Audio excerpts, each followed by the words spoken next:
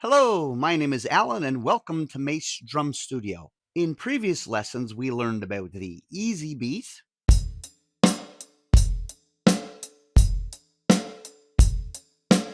we learned the rock beat,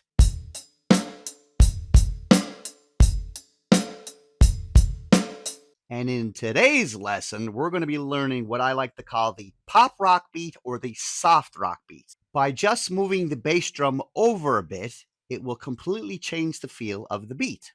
So instead of kicking on the one and as well as the three and, it's going to be kicking on the and right before the one and right before the three. So instead of one and, three and, it's going to be and one and three and one and three.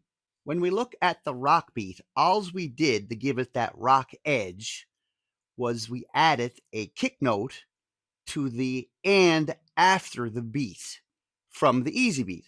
So instead of just 1, 2, 3, 4, we went 1, 2, 3, and 4. 1, 2, 3, and 4.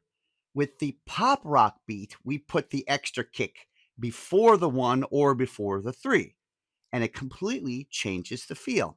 So we're going to be playing eighth notes on the hi-hat. We're going to be playing 2 and 4 on the snare, and the kick is going to be the 1 and the 3, and the extra pop rock note is going to be the note before, the and before the 1 or the and before the 3. So I'll start with the hi-hats, I'll add the kick, and then I'll add the snare.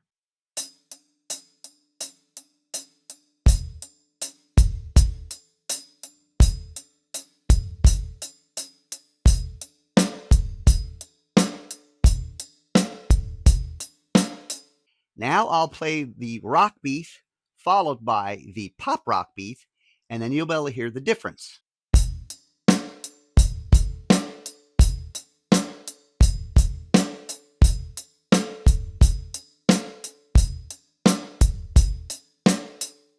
Now you can hear where I moved the bass drum along the timeline, and it completely changed the feel of the song. I'll give you a couple more examples. I'll add a couple more kicks in. I'll start with the rock feel first, and then I'll switch over to the pop rock feel.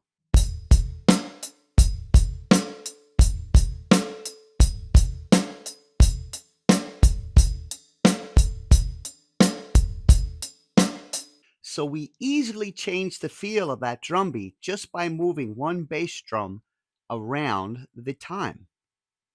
So instead of the extra note falling after the beat, it plays before the beat. And in my opinion, it kind of gives it a little softer rock feel. That's why we call it the soft rock beat. So just to break it down, the rock beat always punched on one and or three and.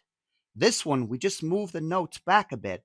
So instead of one it's and one and three and one and three. I'm going to slow it down just a little bit.